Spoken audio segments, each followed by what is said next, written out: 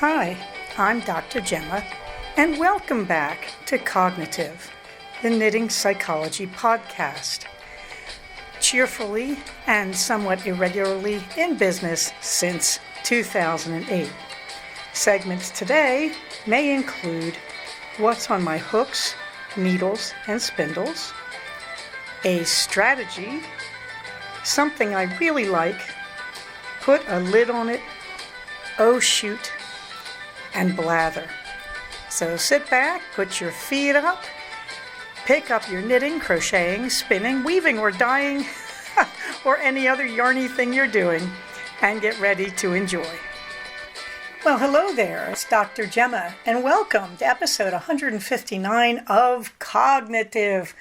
I am recording this on December 5th at 1:20 p.m. It is a surprisingly warm afternoon up here. It's up to 70. And I am sitting here in the studio of love between patients on my lunch hour enjoying this process. Let's see what's up. Well, in the warm thanks department, thank you to DNA Price, who basically sent me a gallon of coffee to support the podcast. That was a very, very generous gift, and I appreciate it. That certainly keeps us running for a few more months. And thank you, too. I take it in the spirit of the season. It's really generous of you. Thank you so much. Thank you also to Anne McGee for her kind gift of the Holiday Doodle Scarf. And I will read what it actually is. Any DK light worsted or sport weight yarn, specially designed to work with 20-gram mini skeins for yarn advents.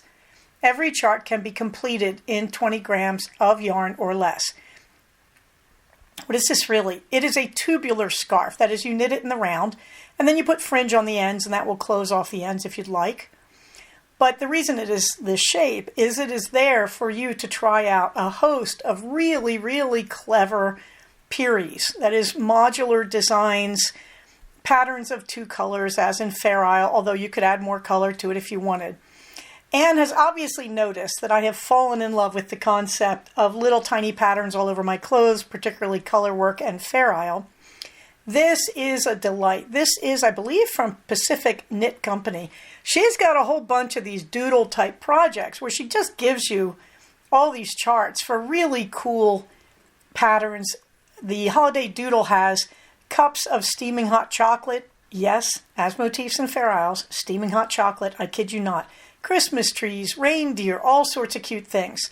On her other doodle scarf, she has wonderful things like octopuses. Or octopus is probably actually the plural of that. At any rate, my Latin gets rusty. I really recommend you go look at this pattern. The link is in the show note, and I recommend you look at all of this designer's patterns if, like me, you're having fun designing your own color work. And I will certainly come back to that in a few breaths. Let me tell you. The Cognitive Fiber Retreat 2024, all the information is linked right there in the show notes. The word says here, and it's in blue, and that's the link. It will take you over to the information thread on the Cognitive group on Ravelry. So if you are wondering about CFR 10, which is CFR 2024, the link is in the show notes. I believe it is September 28th, 2024 currently. The hotel has agreed to the date. We are just talking about how this will be played out in terms of rooms and discounts. They did cut the price on the room, the event room. So I am hoping if we get enough people, I'm thinking that the price is going to go down. I'm not going to do 35 again. That made me very uncomfortable. I'm hoping if we get 50 people, we can do 30 easily. I'll have to see who signs up, but the price shouldn't be bad. Meanwhile, what's on my hooks and needles? Well, nothing is finished. I am just about to finish a sock, but I'll talk about that below.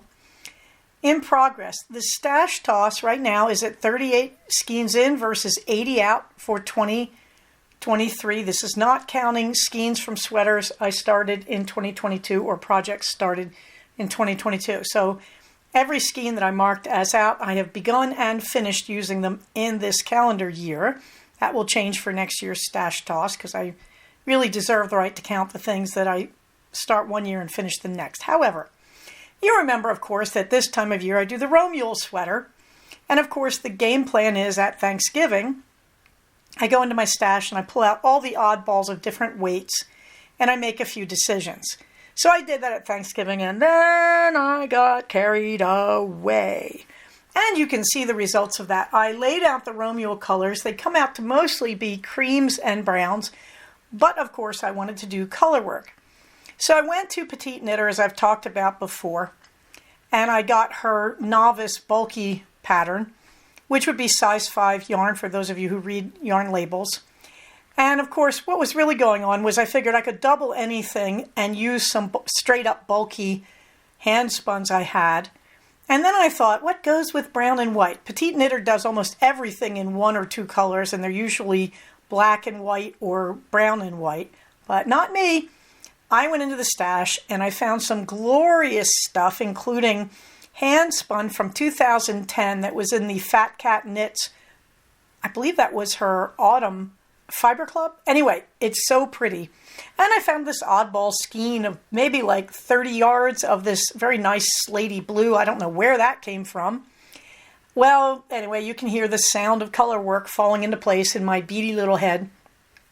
And you can see I have almost completed the color work collar of my Romuald sweater.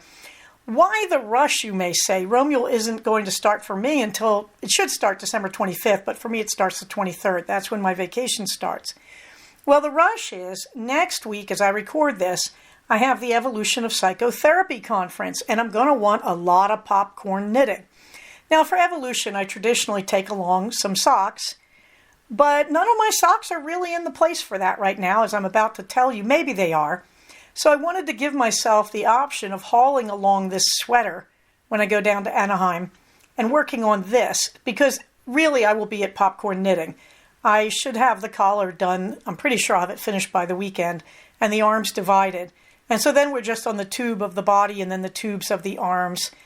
And I don't know if that's going to go with me. It's a lot to carry because I have all that yarn. It would have to all be wound into balls. We'll see.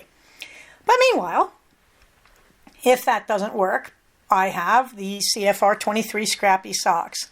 I know what you're thinking. You're thinking, Gemma, the crochet along at CFR 23 was the Scrappy sock yarn cowls.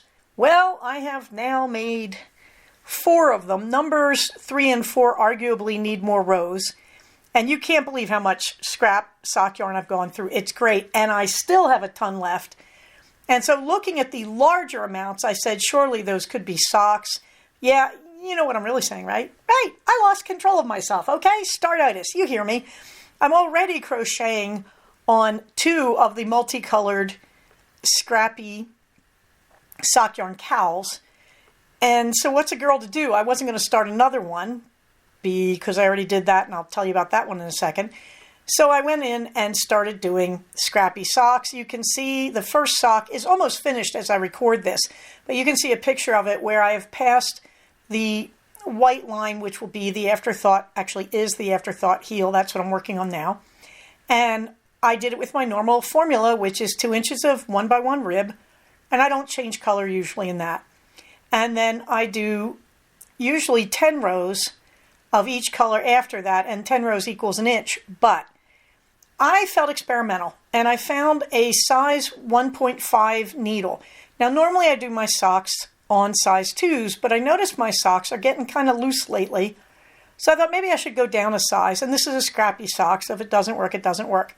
So I went down from a size 2 needle to 1.5, which means now each inch is 12 rows for me. That's fine. The more yarn I'm using, the better. And then at the foot, I thought, I don't think I have enough of any one scrap to make a foot. Fortunately, I bought these 4 packs of Regia yarns, sock yarns, of course, that were on sale at Little Knits online probably about a year ago. And the sale was too good to pass up. It was 4 skeins of Regia, different colors. You got to pick your 4 colors out of a line called Festival. And I picked 4 very different colors. And these are each 400 grams. So just under 4 ounces, it turns out.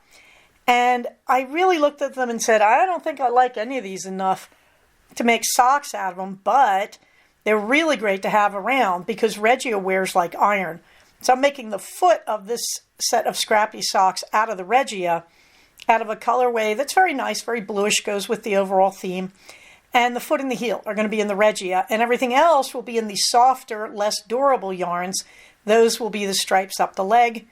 So you can see it there. It's just my basic vanilla sock recipe that I always use, except I change colors on the leg every inch after the ribbing, and then I have a solid foot and solid heel. So this should get me through some of the scraps. In fact, it's doing great on that. Meanwhile, I mentioned that I keep losing control with the scrappy sock yarn cowls. I found 2 skeins of a spun silk. It looks like at least one of it is Be Myself, which she doesn't produce anymore. I really miss her stuff. I couldn't identify the second one, but it was listed in my stash, so I'm on the second skein.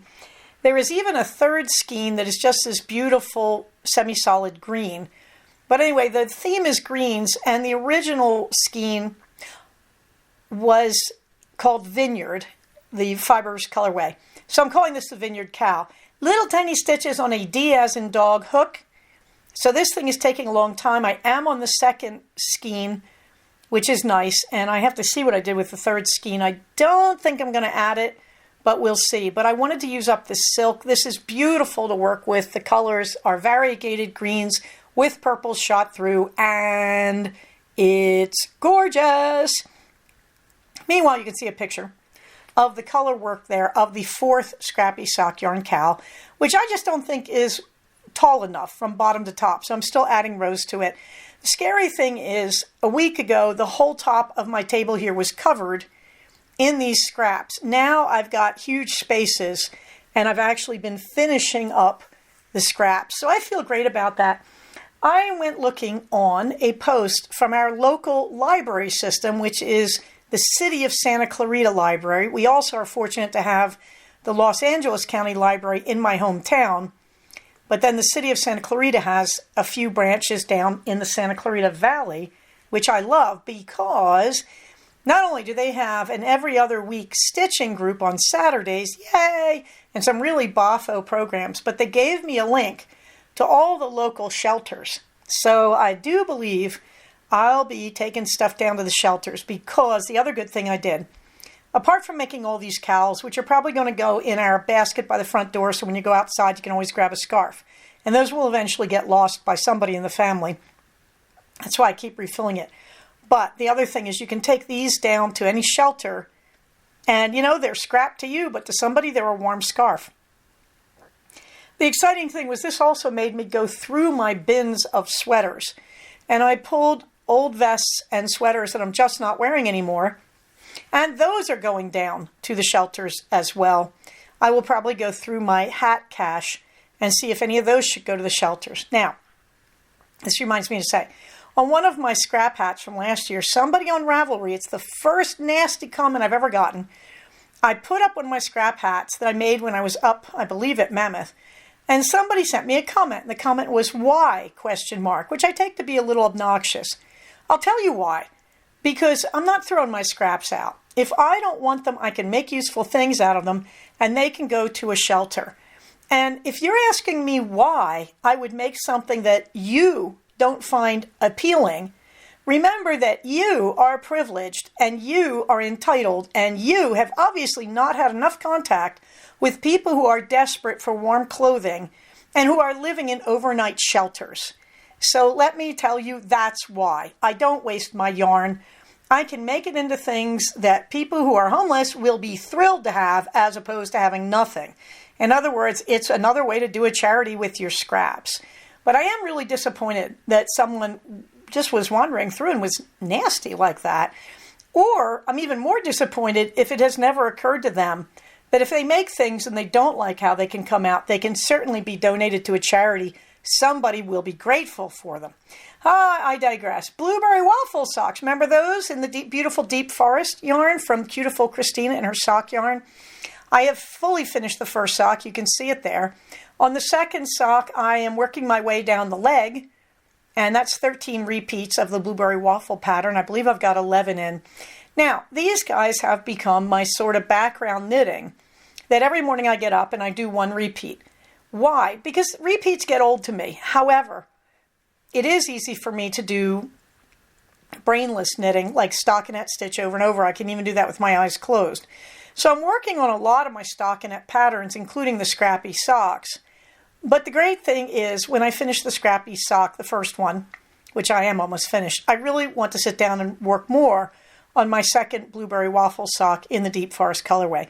So in other words, I realize the reason I don't have second sock syndrome, something I've always wondered about, is usually I have a few things running and I just move from thing to thing and I get the energy up and I finish the second sock, usually without too much startitis. But yes, one of my friends pointed out, Eileen over on the East Coast said, I've lost count of how many projects you have in progress. Yes, because I haven't even touched the poor Superstition sweater, which may be traveling to be my popcorn knitting down next week down to the classes. We'll see.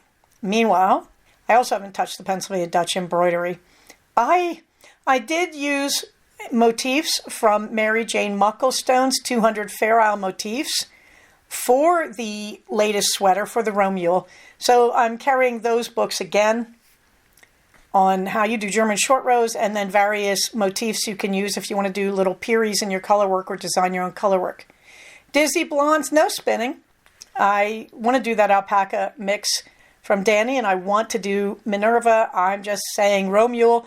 I could take my spinning wheel with me, and I may, to the hotel next week because that would be a pleasant thing to be doing in my room at night. We will see. So, on to a strategy. Well, the strategy ties in also to the fluffy books this week. Why? Because the holidays have come, and you know, as a clinician in mental health, I'm obligated to talk about how you don't go crazy during the holidays. And I realize we're there. It's the month of December. So the first thing I'm going to say is we all have Black Friday wipeout here in the U.S.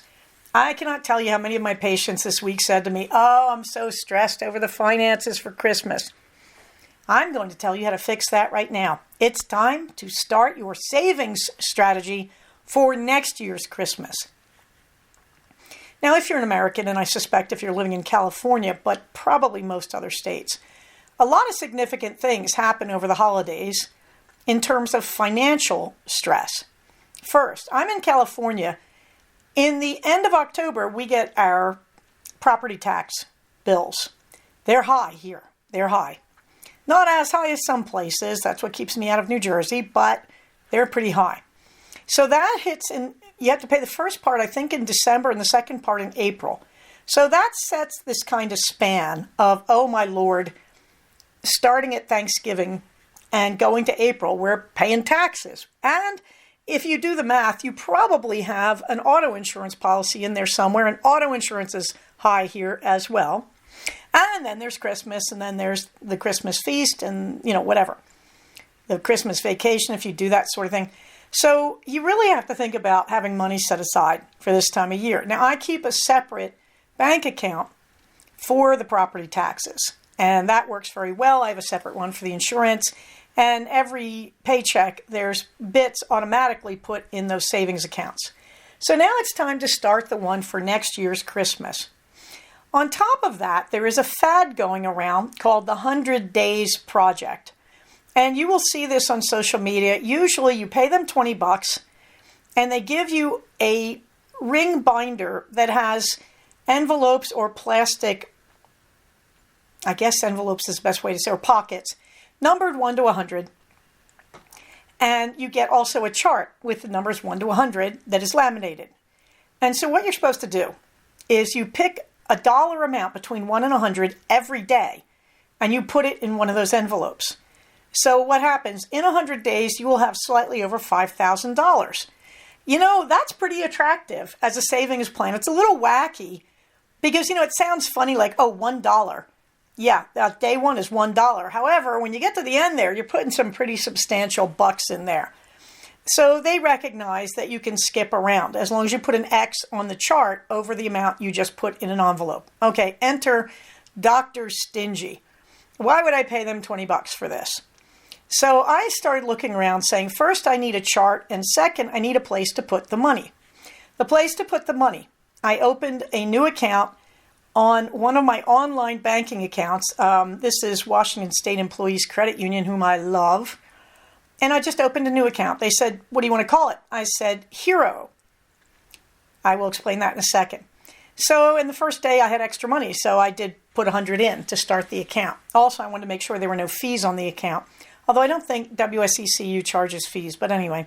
So there's 100 in. Now I need a chart to remind me to do this every day. Enter the Hero's Journal. I have been watching the Hero's Journal go by for several years on social media. What is it? It is adorable, but I think it's a bit overpriced. You pay them for a hardbound book, and the book has basically a cognitive behavioral plan set up to look like a story of a quest. The first one was based, I think, on The Hobbit. The second one is based on the Harry Potter idea of going to a magical school. And the third one is based on some kind of spaceship. I think they used Galaxy Quest as a model. These are adorable. They also, I think it's like $70 a book. However, they have been wildly popular and very successful. The goal here is to fill the book. And the way you do that is you set a goal. And then every day you work on the goal. And it leads you through exercises as your quest. Like, what would happen if you didn't do this goal? What would your life be like in 3 months? Because it's set up to be, I think, 91 days, something like that. And anyway, I have to look through them more, and I'll tell you why, because I didn't buy them. I was attracted because they have a deck of cards for each journal, and you buy that separately, and those are called side quests. And you draw a card, and it gives you an activity to do for the day. And I just love the idea of that. And again, I think it's a bit overpriced. I think it's like $28 for the deck, but I did buy one because I can't resist. This might be a great thing to refer my patients to. But what of the Hero's Journal, you say? Well, you can buy them online digitally for $5 a pop during the Black Friday sale, which they say is over, but I suspect it's kind of endless, to be honest. So I give you a link to the Hero's Journal website under the Fluffy Books. Go have a look and see what you think. The important thing is I bought one of them for $5, the digital version. They are very generous with these. They give you stickers you can print out yourself, and all the pages of the book. You can print the whole book out and make it yourself, which I'm really tempted to do, and then just put it in a spiral binder of my own because we have millions of them in the garage, and just do it myself. They have coloring pages in the book, stickers. It's very charming. You could just buy stickers at your dollar store and put them in there. You know, go to the dollar store and find the stickers for bullet journals and use them. There's so many fun ways to do this. All right, but the important thing, I noticed the first thing is they give you a page you can fill in with your progress. It has lots of little squares.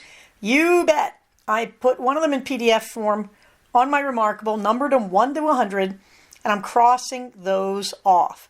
Meanwhile, the Hero's Journal, I decided I want to exercise, so I haven't really explored the journal enough, but I have sat down and started marking off 100 days of riding on my bike 15 minutes a day. Because at that point, it's going to become a habit easily after a month. And I really want to do something every day, and I just have not been, and I really need to. So the upshot of this, I am saving for next year's holidays. I am doing it in this unusual manner. Instead of putting aside $50 a week, I am saving on this 100-day plan. We'll see how it goes, but it's been a lot of fun. I really am very random in how much I put aside per day, but I'm going for the higher numbers because this is the time of the month where I have the most money. When I get in the time of the month where I have the least money, I'll be working on those lower numbers. But it is kind of encouraging to say, yeah, by this logic, I've already got over $200 for next year saved, and it's in a separate bank account. So you can go buy this 100-day program, or you can just make your own. Frankly, saved myself $20 and got started on the Hero's Journal. Fluffy Books, go explore the Hero's Journal. You or your kids might love it. It seems to me it would make a great Christmas present for one of your teenagers to help them achieve some goals. Something I really like, you won't believe this, it's called Puladiki. It is silly putty to clean your keyboards and other irregular surfaces. Yes, that's all it is, silly putty. It costs nothing, and it went on sale on Black Friday on Amazon. I will try to put a link to it on Amazon in the show notes. I got it and said, well, why not? I put it in my husband's stocking too, because he's always going on about detailing his car. This gets all the little spaces. What is it? It's silly putty, but it just molds to any surface you put it on without sticking and without doing any damage. So I thought, well, that's great. I'll do it on my car. But I put it in my study. So far, it has done all the surfaces on my sewing machine, all of my screens on my computers, the keyboard and the edges of the big screen, the camera. You just cannot believe. Oh, yes, it also did my biking desk, which is where I've been doing my biking for the last 3 days for my Heroes Journal quest. So yes, Puladiki, it is a great thing. It's an amazing dusting thing. And yes, the dust sticks to it. So it's my bluish green one is slowly turning gray. I don't care. It seems like a really great thing. Can you wash it? I'll let you know when I need to. Put a lid on it. Well, the tea tastings. I am doing the Plum Deluxe Advent Calendar. I am going to tell you right now, I highly recommend this. This has turned out to be one of the really pleasant surprises of my holiday season. I bought this thing, I think I ordered it, I don't even know when, September or October. And I bought it in Herbals because I want to get away from the caffeine. And that together with a cup warmer, which I'll talk about next episode, have really been kind of life-changing. Every day, I run over to the calendar and I open a window, I find out the tea, and I drink it. And they give you 2 little separate packets of samples of each tea. You can see a picture of one of the packets, but you get 2 of these. They say it's 1 to 2 cups. I use it for 1 cup. And I have been having so much fun with this. 5 days, I've liked all the flavors. Day number 2 was a little bit weak, although it was a good flavor. But the other 4 days have been sensational. You can see the first one there, which I think I've reviewed before, Magical Butterfly. This turns blue because of the flowers in it, and I like this so much. I wanted to find a range of good herbal teas. Now, I've actually got it. I've got the watermelon mint. I've got the, the tranquil peach. And I've got the pear cinnamon. But I thought, oh, it's always worthwhile. A lot of these have nuts. They will not, in the Advent calendar, remove or replace things that have substances to which you might be allergic. That is the one caveat. If you're going to get a tea Advent calendar, you usually aren't going to have a lot of control over what's in it, and there may be things you're allergic to. I am allergic to lavender, and also to eucalyptus, so I know I'm likely to lose 1 or 2 samples in here. But this has been so worth it. The teas so far have been great.